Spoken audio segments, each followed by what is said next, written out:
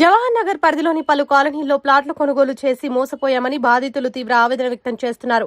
ప్లాట్లు ఇప్పిస్తామనంటూ లక్షల రూపాయలు వసూలు చేసిన వెంకటేష్ తమను నమ్మించి మోసం చేశాడని ఆరోపిస్తూ బాధితులు అతని ఇంటి ముందు ఆందోళనకు దిగారు. అయితే బాధితులు ఇంటి వద్దకు చేరుకునేసరికి వెంకటేష్ తాను నివసిస్తున్న ఇంటిని కూడా అమ్ముకొని రాత్రికి రాత్రే కుటుంబంతో కలిసి పరారైనట్లు తెలిసి షాక్ కి గురయ్యారు. తమ కష్టార్జిత సొమ్మంతా కోల్పోయామని ఇప్పుడు న్యాయం కోసం తిరుగుతున్నామని బాధితులు కన్నీటి పర్యంతమయ్యారు.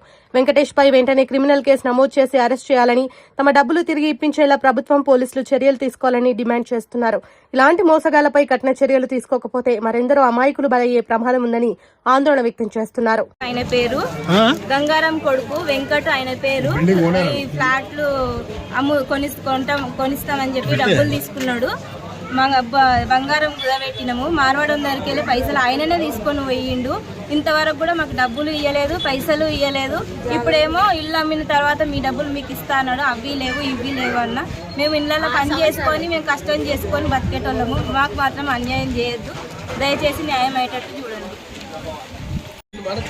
తంగిశెట్టి వెంకటేష్ అనేటైనా పోలీస్ స్టేషన్ పక్కకు ఉన్న ప్లాట్లను ఇస్తామని చెప్పి 100 ఫీట్ రోడ్డు వస్తుంది, మీరు తీసుకోవాలని మా ఇంటి చుట్టూ తిరిగితే కొంతమంది కూడా అందరు కలిసి పైసలు ఇచ్చారు. పైసలు ఇస్తే ఒక్కొక్కరు చాలా కష్టం చేసుకొని పుస్తకాలు అమ్ముకొని గిరువు పెట్టి అక్కడి నుంచే పైసలు ఇచ్చారు. ఆడపిల్లలు మొత్తము అట్లా ఇచ్చేసి మళ్ళీ అది క్యాన్సల్ అయిందని చెప్పి చెరువు కింద పొలం ఉన్నది ఆడ చూపించాడు. మళ్ళీ ఈయన తోట ఉన్నదని చెప్పి హెచ్ఎండిఎల్ లేఅవుట్లో ఆడ చూపించాడు. హైటెన్షన్ లైన్లో అక్కడ చూపించాడు. ఇప్పుడు కుమ్మరి కుండలు చేసే కాడ ఆడ చూపిస్తున్నాడు. ఎవరి ప్లాట్లో చూపిస్తున్నాడు. మా పైసలు అయితే తీసుకున్నాడు. మొన్న వచ్చి పోలీస్ స్టేషన్లో కూడా కేసు పెడితే వచ్చారు, పట్టుకొచ్చారు, తీసుకుపోరు పోలీస్ స్టేషన్లో పెట్టారు. మళ్ళీ మా అమ్మని తీసుకొని వస్తా 5 గంటలకు అన్నాడు. 5 గంటలకు పోయిన తర్వాత మళ్ళీ మేము పోలీస్ స్టేషన్ పోయినాం. మళ్ళీ ఫోన్ చేస్తే నేను సావులో ఉన్నా అని చెప్పిండు. వాళ్ళు ఏం చేశారు, లొకేషన్ తీస్తారే నువ్వు ఎడ తాగుతున్నావు, నేను అక్కడికి వచ్చి నేను తీసుకురావాలన్నారా అంటే అక్కడి నుంచి మళ్ళీ వెళ్ళిపోయిండు. 5 కిలోమీటర్లు ఉన్నది. మళ్ళీ సార్ చూపించిండు. వీడు ఎప్పుడు చూసినా తాగే ఉన్నాడు. మాకు పైసలు ఇవ్వమంటే ఇస్తలేడు. ఇప్పటికీ 4 సార్లు పోలీస్ స్టేషన్ పోయినాము, కంప్లైంట్ ఇచ్చినాము. ఆ తర్వాత గతంలో కూడా మేము ఇన్నిసార్లు పంచాయతీ చేస్తే మాకు బాండ్ పేపర్ మీద కూడా రాసిచ్చాడు.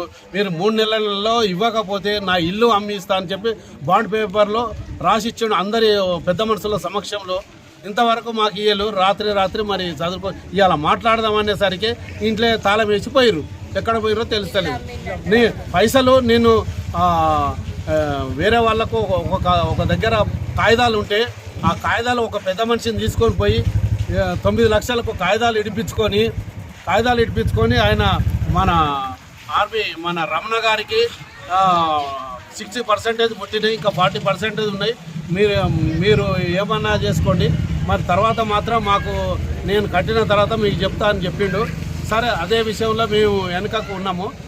ఇప్పుడు పూర్తి కాలేదు కాబట్టి ఆ సోదరుని కూడా మేము మా అందరం బాధ్యతలు ఉన్నాం కాబట్టి ఇక్కడ మాత్రం ఇల్లు కొనడానికి మీరు వెనుకకు జరగాలి. మా అందరం బాధ్యతలు ఉన్నాం. ఇల్లు అమ్మిస్తాను, మేము కూడా కొనడానికి సిద్ధంగా ఉన్నాము. ఇంతమందిని కలిసి మనిషికి 2 లక్షలు వచ్చినా మాకు పర్వాలేదు, అందరం కలిసి తీసుకుందామని చూసినాము. కానీ అట్లా కూడా కాకుండా వేరే వాళ్ళకు అమ్ముకొని ఇప్పుడు సగం పైసలు కట్టిండట, ఇంకా సగం పైసలు కట్టడానికి ఉన్నాడు. కాబట్టి ఇప్పుడు అలాంటి నిర్ణయం అనేది అందరి సమక్షంలో అయిపోయిన తర్వాతనే మీరు ఇల్లు ఆక్యుపై చేసుకోవాలని నేను కోరుకుంటున్నాను. పోలీసులకు కూడా విజ్ఞప్తి చేస్తున్నాను. మాది సాల్వ్ చేయాలని కోరుకుంటున్నాము.